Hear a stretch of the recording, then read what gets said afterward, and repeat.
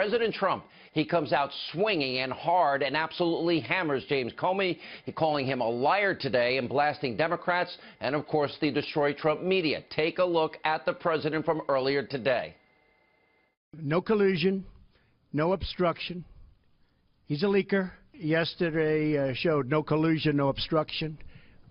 We are doing really well. That was an excuse by the Democrats. Frankly, James Comey confirmed a lot of what I said, and some of the things that he said just weren't true. Who would like to ask? Should I take one of the killer networks that treat me so badly as fake news? And did he ask for a pledge of loyalty from you? That's another thing he said. No, he did not. So he said those things under oath. Would you be willing to speak under oath to give your version of those events? 100%.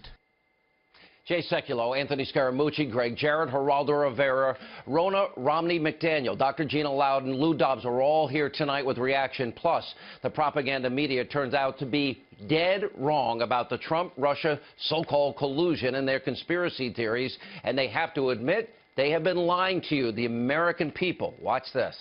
The assumption of the critics of the president, of his pursuers, you might say, is that somewhere along the line in the last year, the president had something to do with colluding with the Russians, something to do with the helping hand, encouraging them, feeding their desire to affect the election in some way. Some role they played, some conversation he had with Michael Flynn or Paul Manafort or somewhere.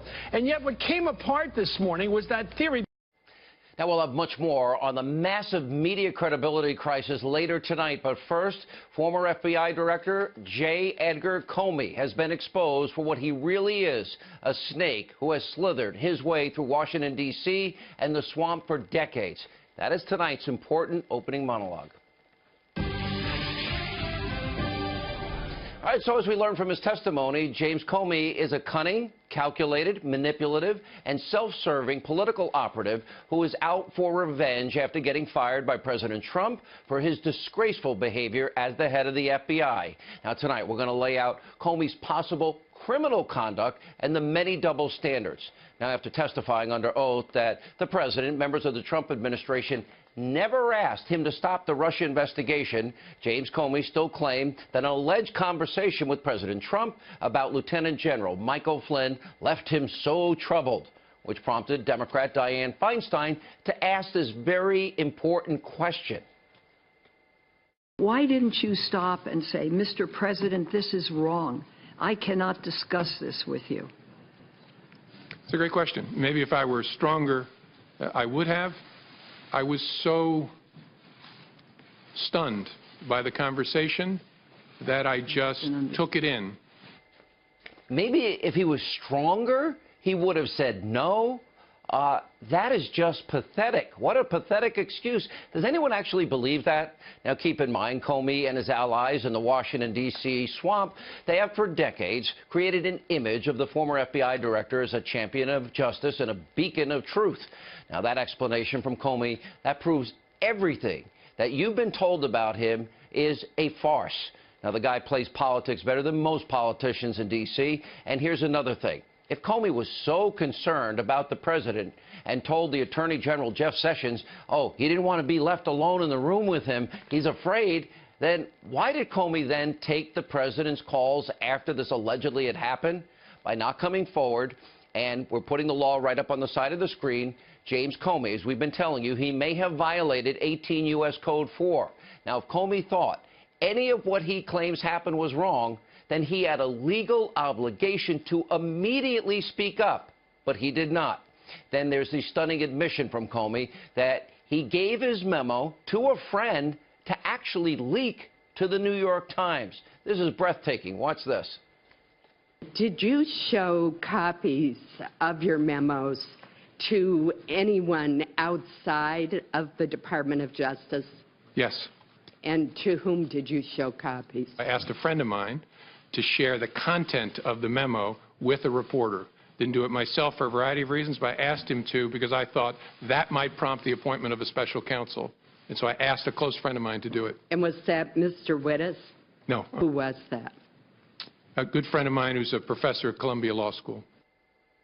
This is beyond stunning to me. The former head of the FBI, who's been outspoken about stopping leaks, admitted he has now intentionally leaked information because he thinks they need a special counsel, which just so happens to be led by his longtime friend, Robert Mueller. Now, it also makes you wonder if Comey was so quick to leak that information.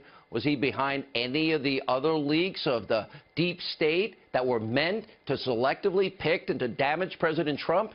Now, that is incredibly troubling, and it could also be a crime. Take a look at this very pertinent part of 18 U.S. Code 641, public money, property of records, whoever embezzles, steals, purloins, or knowingly converts to his use or the use of another, or without authority sells, conveys, disposes of any record, voucher, money, or anything of value of the United States or any department or agency thereof, or any property made or being made under contract for the United States or any department or agency thereof.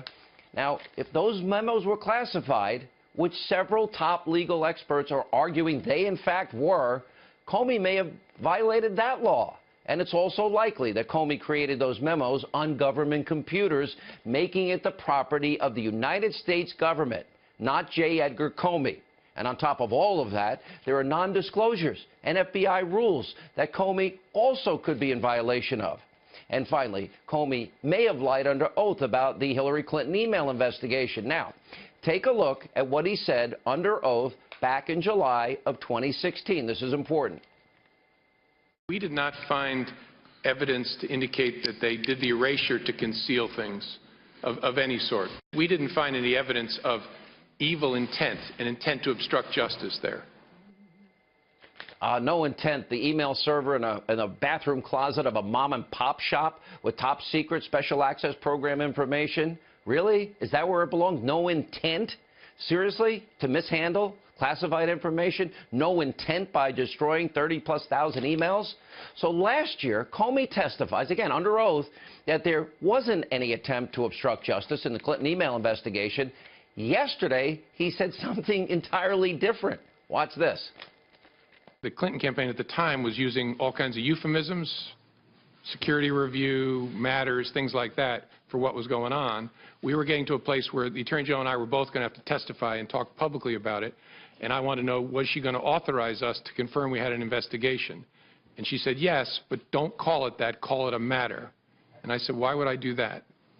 And she said, just call it a matter. Just call it a matter? So it looks like Comey may have committed perjury as well, on top of everything else we're talking about.